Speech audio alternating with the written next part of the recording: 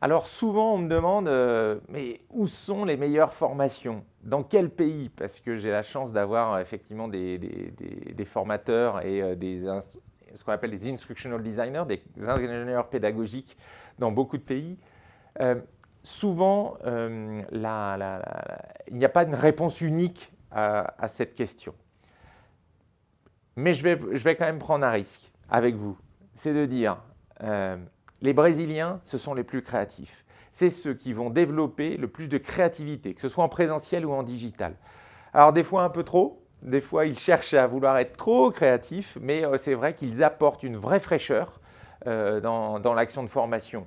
Je vais prendre un exemple, on travaille pour une compagnie aérienne pour la formation des managers et on a voulu jouer autour de Top Chef, alors Top Chef brésilien, et donc toute l'animation de la formation se fait autour du concours Top Chef pour développer des compétences managériales. La Chine, c'est vraiment le pays de la technologie. On a là-bas 90% de nos formations qui se font en digital learning et sur un seul canal, c'est le mobile.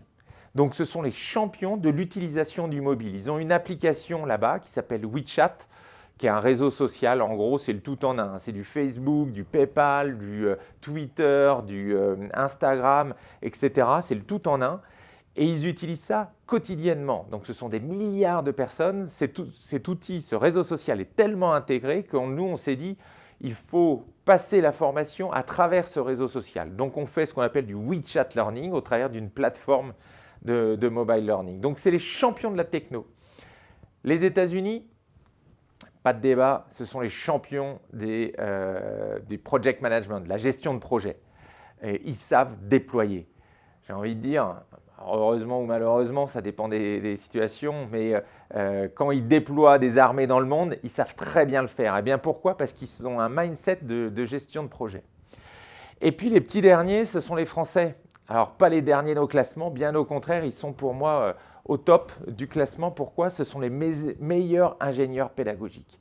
Ce sont les Français qui sont capables de mixer beaucoup de modalités d'apprentissage. On dit, et je le dis en premier, le blended learning, c'est quand même la modalité la plus intéressante et la plus engageante pour les apprenants. Eh bien, les Français savent parfaitement blender des parcours.